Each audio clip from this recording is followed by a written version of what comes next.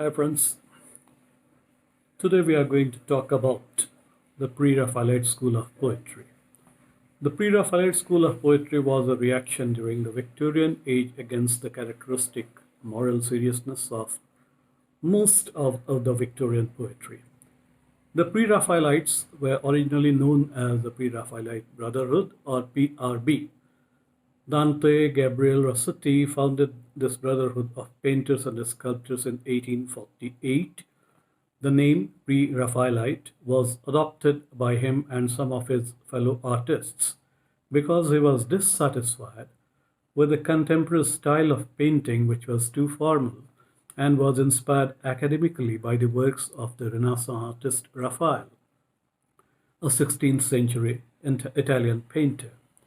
The Pre-Raphaelites chose as their model the painters before Raphael's time. Rossetti's fellow artists were John Millet, Thomas Woolner, William Hunt, and James Collinson. They were against the grand style of Joshua Reynolds in painting and rejected the mannerist approach of earlier painters like Agnolo Bronzino. The favorite artistic principles of the PRB were a love of nature, emotional appeal, simplicity of lines, sharp outlines, bright color, extreme detailing, and compressed perspectives. They did not much care for the classical standards of balance and proportion. Coincidentally, many of the artists associated with PRB were also poets and art critics. It was natural that they should seek to introduce their preferred beliefs of painting and poetry too. In poetry, they sought to disagree with moralizing poetry overloaded with social concerns. They believed in the doctrine of art for art's sake, that is, art is an end in itself, and that it should not be used to meet other objectives. This explains their opposition to the creed of art for morality's sake. The works of these poets were inspired by several literary models, including the Arthurian legends, the medieval romances, Chaucer, Shakespeare, Shelley, and Keats. They even started a periodical in 1850 called The Germ to propagate their ideas. It contained pictures, reviews, and original poetry, but lasted only for 4 issues. The PRB almost went into extinction this very year, but was invigorated again in 1856 when Rossetti met Morris. The salient features of the Pre-Raphaelites we can discuss also. They transmuted the artistic principles and used them in poetry. Their poetry displays the following salient features. The pictorial quality, simplicity, sensuousness, revolt against seriousness, return to romantic or medieval ideas, attention to detail. The chief poets belonging to the school were D.G. Rossetti, Dante Gabriel Rossetti, his sister Christina Georgina Rossetti, Algernon Charles Swinburne, and William Morris. D.G. Rossetti started writing poetry at the tender age of 6. He learned painting at Royal Academy School.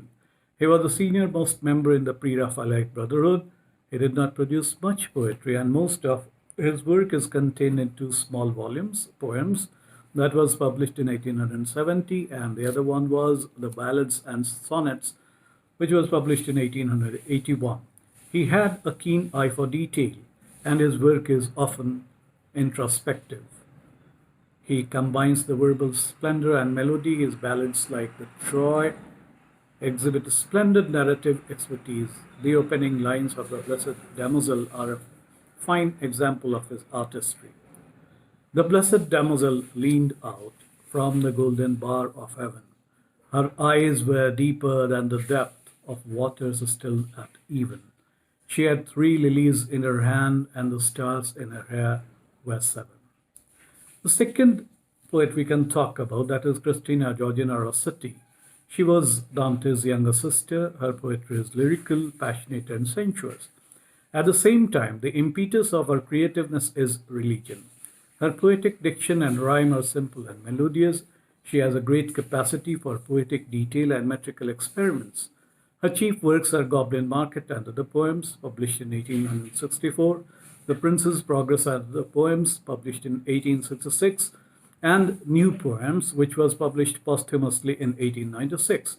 She writes with amazing vividness in Goblin Market. Laura stretched her gleaming neck like a rush-embedded swan, like a lily from the beck, like a moonlight poplar branch, like a vessel at the launch when its last restraint is gone. The third important poet was Algernon Charles Swinburne. Swinburne's poetry is also lyrical, and it is accomplished. He rebelled against the orthodox values in English poetry of his times. He is often accused of being overtly sexual and sensual in his poetry. Still, his works are filled with brilliant descriptions of nature. His poems have a rare pictorial quality. His first literary success came with the publication of the volume Atlanta in Caledon in 1865. Poems and ballads came out in 1866, and almost immediately he was accused of being indecent. His preference for natural portrayal is evident in these lines from A Channel Crossing. Forth from Calais, at dawn of night, when sunset summer on autumn shone, fared the steamer alert and loud through seas whence only the sun was gone. Soft and sweet as the sky the smile and bade men welcome, a dim sweet hour gleamed and whispered in wind and sea, and heaven was fair as a field in flower. William Morris, the fourth poet, let us say the fourth important or chief poet of the Pre-Raphaelite Brotherhood, studied at Oxford University. He had a gift for natural insertion of sound and scenery from the medieval ages, underpinning the romantic ideals. His poetry is melancholic, and he prefers the couplet as his favorite device. It appears that he was strongly influenced by Chaucer. The most famous of his verse works are the Defense of Guinevere and other poems that came out in 1858, and The Life and Death of Jason, which came out in 1867, a heroic poem. He writes, in a garden by the sea, and though within it no birds sing, and though no pillared house is there, and though the apple boughs are bare of fruit and blossom, would to God her feet upon the green grass trod, and I beheld them as before. Many prominent writers of this age resented the avant-garde approach of the Pre-Raphaelites. Charles Dickens disliked them heartily, and Robert Buchanan published a scathing review of their works in the essay entitled The Fleshly School of Poetry. Buchanan alleged that their poetry was erotic and immoral, but they also had supporters like Ruskin and Walter Pater.